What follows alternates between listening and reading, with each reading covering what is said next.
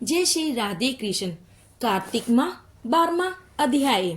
बोलो श्री हरि विष्णु भगवान की जय, माता लक्ष्मी की जय, कार्तिक महात्म की जय। नारद जी बोले, इंद्र आदि सब देवता फिर दैत्यों को अपनी ओर आते हुए देखकर भय से कंपित हो विष्णु भगवान की स्तुति करने लगे। देवता बोले, हे मत्स्य आदि नाना स्वरूपों से भक्तों के कार्य के लिए उदत और दुखों को दूर करने वाले आपको नमस्कार है। ब्रह्मा विष्णु शिव स्वरूप धारण करके जगत की सृष्टि पालन तथा संहार करने और गदा शंख पद्म तथा चक्र हाथों में धारण करने वाले आपको नमस्कार है। लक्ष्मी के प्यारे असुरों को मारने तथा गरुड़ पर चढ़कर चलने वाले पीताम्बरधारी यज्ञादि क्रियाओं के परिपाक करने एवं विकार युक्त होने वाले तथा शरणागत की रक्षा करने वाले आपको बारंबार नमस्कार है। दैत्यों द्वारा तापित मनुष्यों के दुख रूपी पहाड़ को विध्वंस करने के लिए वज्र रूप तथा शेष नाग रूपी शैया पर सोने वाले और सूर्य चंद्रमा रूपी दो नेत्रों वाले भगवान श्री हरि विष्णु को नमस्कार है। नारद बोले, जो मनुष्य इस संकट नाशक स्तोत्र को पढ़ेगा वह हरि की कृपा से कदापि कष्टों से पीड़ित ना होगा। इस प्रकार जब दैत्यों के शत्रु भगवान श्री हरि विष्णु ने देवताओं की विपत्ति जानी तब क्रोधित और खेदयुक्त हो तथा उठकर भगवान श्री गरुड़ पर चढ़कर लक्ष्मी से बोले, तुम्हारे भाई जालंधर ने देवताओं को बहुत दुख दिया है, इससे उन देवताओं द्वारा बुलाया गया मैं युद्ध के लिए शीघ्र जाऊंगा। लक्ष्मी बोली, यदि मैं तुम्हारी प्यारी और सदा भक्त हूँ तो हे कृपा निधे मेरे भाई युद्ध में क्यों तुम्हारे हाथों से मरने योग्य होगा। श्री भगवान बोले, रुद्र के अंश से उत्पन्न होने और ब्रह्मा के वरदान तथा तुम्हारी प्रीति से यह जलंधर मेरे मरने योग्य नहीं है।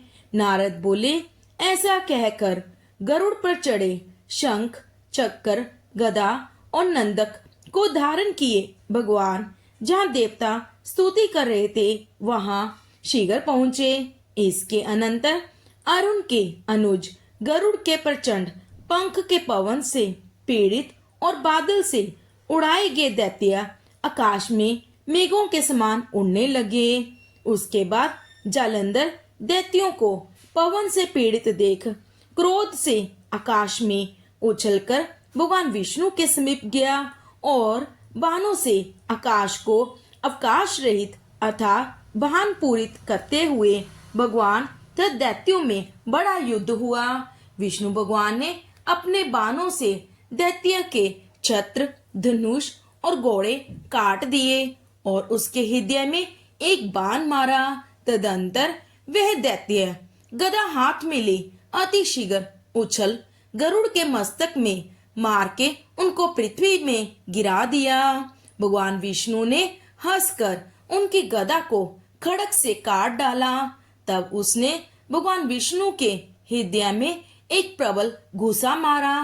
तत्पश्चात वे दोनों बलि बाहु युद्ध और मल युद्ध करने लगे। वे बाहुओं से घूसों से और घुटनों से पृथ्वी को शब्दायमन करते हुए युद्ध करने लगे। वे दोनों बहुत देर तक सुंदर युद्ध किए। तब प्रतापवान भगवान विष्णु मेघ के समान गंभीर वाणी में दैत्यराज से बोले, हे दैत्येंद्र, तू वर मांग, मैं तेरे पराक्रम से प्रसन्न हूँ। नहीं देने योग्य भी यदि तेरे मन में कोई इच्छा होगी तो उसको मैं तुझे दूंगा।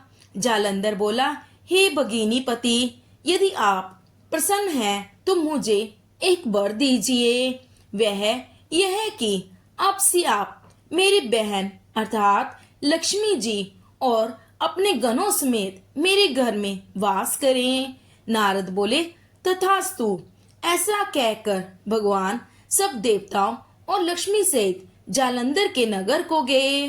महाबाहु जालंधर देवताओं के अधिकारों पर दैत्यों को स्थापित कर फिर पृथ्वी में चला आया। देवता, गंधर्व और सिद्ध, इन सब के पास जो कुछ रत्न अर्थात सर्वोत्तम वस्तुएं थी, उनको अपने वश में करके सागर नंदन जालंधर राजा बन बैठा। देवता, गंधर्व और सिद्ध आदि को और सर्प, राक्षस तथा मनुष्यों को वह अपने पूर्व का नगर निवासी बनाकर तीनों लोकों का राज्य करने लगा। इस प्रकार जालंधर देवताओं को अपने वश में करके प्रजा का धर्म से निज पुत्र के समान पालन करता था।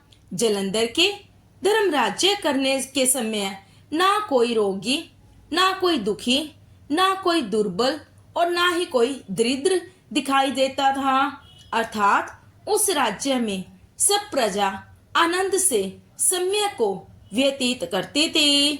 नारद मुनि कहते हैं कि उस दानवेंद्र के धर्म राज्य करने के समय उसकी राज्य लक्ष्मी देखने और भगवान विष्णु की सेवा करने को मैं वहां एक बार गया। बोलो श्री हरि विष्णु भगवान की जय। इस प्रकार कार्तिक महात्म का 12वां अध्याय समाप्त हुआ। बोलो श्री लक्ष्मी माता की जय। कार्तिक महात्म की जय। तुलसी मैया की जय। कल हम सुनेंगे कार्तिक माह महात्म का 13वां अध्याय।